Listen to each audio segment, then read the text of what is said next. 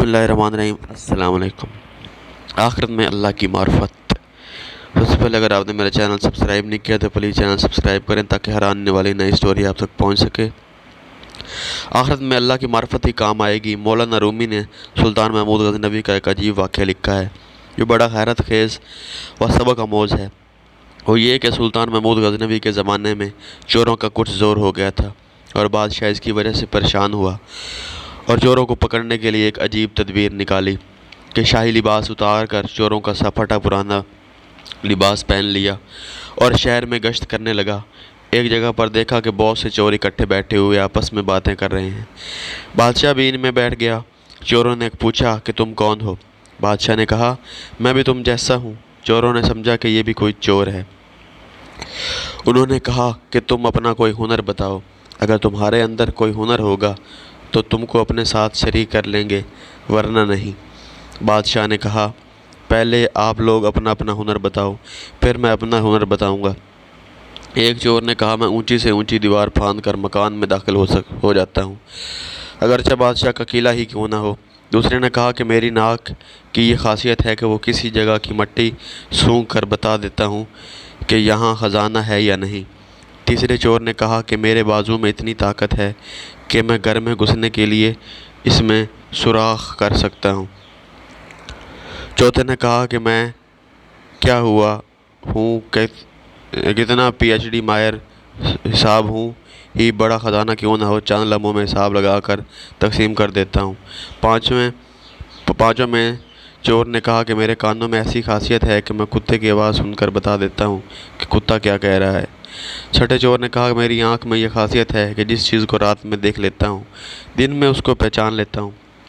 अब बादशाह ने कहा, मेरी दाढ़ी में ये खासियत है कि जब मुजरिमीन को फांसी के लिए जल्लाद के हवाले किया जाता है, इस वक्त मेरी दाढ़ी हिल जाती है तो मुजरिमीन फांसी के फंदे से बच जाते हैं। क्योंकि वो बादशाह था, उसने एक ख़ास लतीफ़ अंदाज से अपना हुनर और कमाल बयान किया। सारे चोर ये बात सुनकर खुश हो गए और कहने लगे कि आप तो चोरों के कुतुब हैं। जब हम किसी मुसीबत में फंस जाएंगे तो आप ही के ज़रिए हमको खलासी मिल सकती है। फिर सब ने मशवरा किया और तय किया कि आज बादशाह के यहाँ चोरी की जाए, इसलिए कि आज मुसीबत से छुड़ाने के लिए दाढ़ी वाला भी मौजूद है। लिहाजा सब के सब बादशाह के महल की तरफ चल पड़े। रास्ते में कुत्ता भौंका तो कुत्ते की आवाज़ पहचानने वाले ने कहा कि कुत्ता कह रहा है कि बादशाह तुम्हारे साथ है।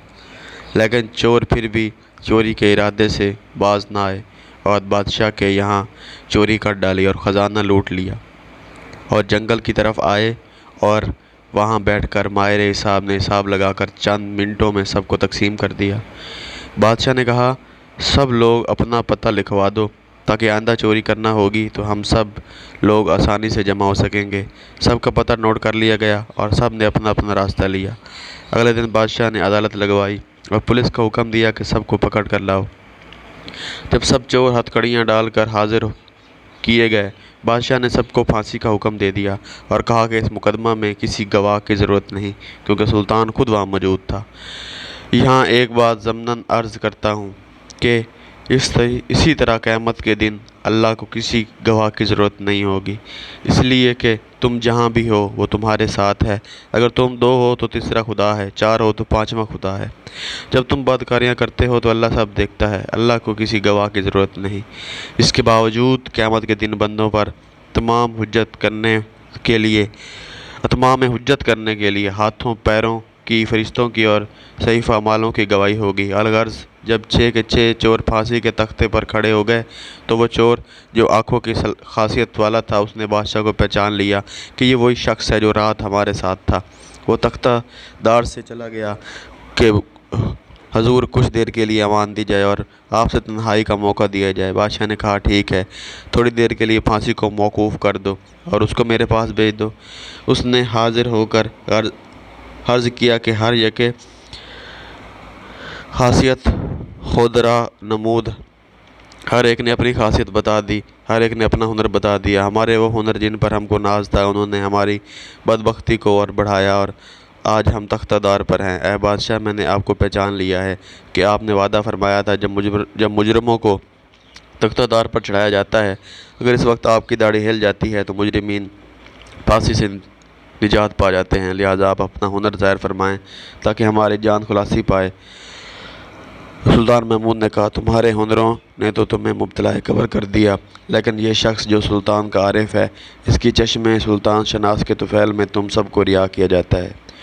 اس عجیب غریب قصہ کو بیان کر کے معلوم کہتے ہیں کہ دنیا میں ہر شخص اپنے ہنر پر ناز کر رہا ہے۔